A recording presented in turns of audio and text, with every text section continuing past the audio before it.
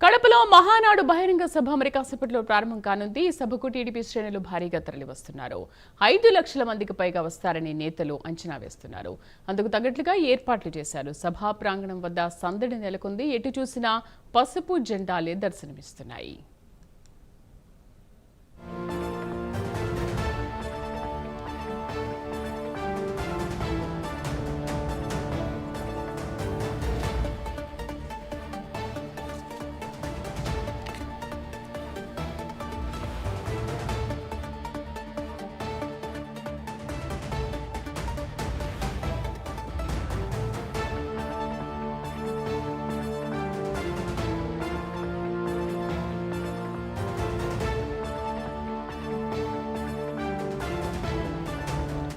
కడపలో మహానాడు బహిరంగ సభ మరి కాసేపట్లో ప్రారంభం కానుంది. ఈ సభకు టీడీపీ శ్రేణులు భారీగా తరలివస్తున్నారు. 5 లక్షల మందికి పైగా వస్తారని నేతలు అంచనా వేస్తున్నారు. పూర్తి సమాచారాన్ని అక్కడి నుంచి మా కరెస్పాండెంట్ సునీల్ అందిస్తారు. సునీల్, మహానాడు బహిరంగ సభ ఇంకా ఎంతసేపట్లో ప్రారంభం కానుంది? ఇప్పటి వరకు ఎంతమంది అక్కడికి తరలి వచ్చారు? రైట్ శ్రీదేవి, మొత్తం మీద ఏదైతే మరికొద్ది నిమిషాల్లో భారీ బహిరంగ సభ నిర్వహణ మొదలవబోతోంది అని చెప్పొచ్చు. ముఖ్యంగా ఇప్పటికే దాదాపు 2 నుంచి 3 లక్షల మంది జనం ఇప్పటికే సభ వద్దకి చేరుకున్నట్టు తెలుస్తుంది. ఎందుకంటే సభ వద్ద కాదు, అటు ఫుడ్ స్టాల్లో వద్ద కూడా భారీ స్థాయిలో చేరుకుంటున్న పరిస్థితి. అంటే పూర్తిగా ఇప్పటికే 3 కిలోమీటర్ల పైన ట్రాఫిక్ నిలిచిపోవడంతో చాలా దూరం నుంచే పూర్తిగా నడిచి వస్తున్న పరిస్థితి అయితే ఉంది. ఎందుకంటే చాలా ఏదైతే ఏపీలో ఉన్నటువంటి అన్ని నియోజకవర్గాల నుంచి వస్తున్నటువంటి బస్సుల్లో వస్తున్నటువంటి కార్యకర్తల్ని అక్కడే ఏదైతే సర్కిల్ వద్ద దింపుతుండడంతో అక్కడి నుంచే నేరుగా నడిచి వస్తున్న పరిస్థితి ఇక్కడ కనపడుతుంది. ముఖ్యంగా ఏదైతే ఈరోజు సుమారు ఈ బహిరంగ సభకి 5 లక్షల మంది వస్తారని అంచనాతో భారీగా ఏర్పాటు చేశారు. ముఖ్యంగా ఈ ఇంత అంటే 125 ఎకరాల్లో ఏర్పాటు చేసినటువంటి మహానాడు సభకి సంబంధించి చాలా ఎక్కువ స్థలం, అంటే కేవలం ఈ బహిరంగ సభకు మాత్రమే ఏర్పాటు చేసిన పరిస్థితి అయితే ఉంది. మరోవైపు లోకల్గా ఉన్న వాళ్ళు కూడా భారీగా అంటే వాళ్ళ మద్దతు తెలుపుతూ ఏదైతే ఇక్కడ కడప నగరానికి సంబంధించిన వాళ్ళు కూడా ఉన్నారు. ముఖ్యంగా ఏమంటే ఎక్కడి నుంచి వచ్చారు మీరు? కడప నగరం నుంచి లోపల నుంచి వచ్చినారు. ముఖ్యంగా భారీగా ఏదైతే ఈ రోజు జరుగుతున్నట్టు బహిరంగ సభ గురించి మీరేమంటారు? నా పేరు నిమ్మికంటి వీరబ్రహ్మచారి, కడప నగర కమిటీ అధ్యక్షుడు, రాష్ట్ర ఉపాధ్యక్షుడు. 43 సంవత్సరాల తెలుగుదేశం చరిత్రలో కనివెరిగిన రీతిలో మా కడప నగరంలో జరుగుతున్న మహానాడు పండుగకు విశేషమైన అశేష జనావళి రాష్ట్రం నలుమూల నుంచి వచ్చినారు. సుమారు 5 లక్షల మంది హాజరయ్యే ఈ సమావేశానికి మా కడప రెడ్డప్ప గారి మాధవరెడ్డి గారు, రెడ్డప్ప గారి శ్రీనివాసరెడ్డి గారు నాయకత్వం వహిస్తున్నారు. అలాగే చంద్రబాబు నాయుడు గారి నాయకత్వం వర్ధిల్లాలి, లోకేష్ బాబు గారి నాయకత్వం వర్ధిల్లాలి.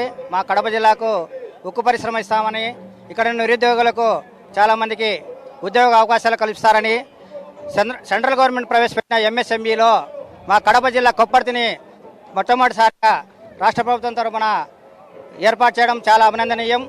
ఈ కొప్పర్తి పారిశ్రామిక వాడలో సుమారు ఇప్పటికే 3 లక్షల మంది ఉద్యోగాలు చేస్తున్నారు. ఇంకా 6 లక్షల మందికి ఉద్యోగాలు వస్తాయని మేము ఆశిస్తున్నాము. ఈ మహానాడు ఈ అశేష జనావళి అందరూ వచ్చినందుకు కడప నగర కమిటీ నుంచి, ఆంధ్రప్రదేశ్ రాష్ట్ర అసోసియేషన్ నుంచి మేము ప్రత్యేక ధన్యవాదాలు తెలియజేసుకుంటున్నాము.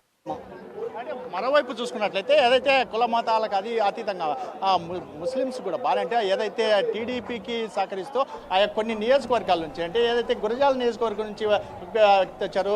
మీరు చెప్పండి, మీరు ఎక్కడి నుంచి వచ్చారు? ముఖ్యంగా ఏ విధంగా వచ్చేసారు? నేను దాచేపల్లి గురజాల నియోజకవర్గానికి చెందిన దాచేపల్లి గ్రామం నుంచి ఈ మహానాడు వేడుక చూడడానికి దాదాపు సుమారు 320 కిలోమీటర్ల దూరం ఉన్నా కానీ బైక్ మీద చాలా సంతోషంగా ఈ పసుపుమయమైన ఈ కడప నగరాన్ని చూడాలనే ఆశతో ఇక్కడ రావడం జరిగింది. చూడొచ్చు, ఈ కడప గడ్డ ఏదైతే 420 జగన్మోహన్ రెడ్డి ఇది నా గడ్డ అని విర్రవీగిండో, అదే గడ్డ మీద చరిత్ర సృష్టించడానికి తిరగ రాసి సృష్టించి రాష్ట్ర చరిత్రలో మొట్టమొదటిసారిగా కని విని ఎరగని రీతిలో విజయాన్ని అందుకున్న ఒక పార్టీ టీడీపీ, జనసేన, బీజేపీ కూటమి పార్టీ. మనం చూడవచ్చు గత ప్రభుత్వానికి ఈ ప్రభుత్వానికి చాలా తేడా. గత ప్రభుత్వం చేసిన అక్రమాలు, దౌర్జన్యాలు చంపపెట్టుగా ఈ విజయాన్ని అందించడం జరిగింది అన్నమాట ఈ కూటమి ప్రభుత్వానికి. దాచుకో అనే నినాదంతో గత ప్రభుత్వం పనిచేసింది. ఈ ప్రభుత్వం అభివృద్ధి సంక్షేమం రెండు పడవల మీద, ఒక పడవ అటు కాకుండా ఒక పడవ మీద కాకుండా రెండు సమాంతరంగా తీసుకెళ్తూ రాష్ట్రానికి అభివృద్ధి పథకంలో నడిపించడానికి మన చంద్రబాబు నాయుడు గారు మరియు మన యువనేత లోకేష్ బాబు గారు చాలా కృషి చేస్తున్నారు అన్నమాట.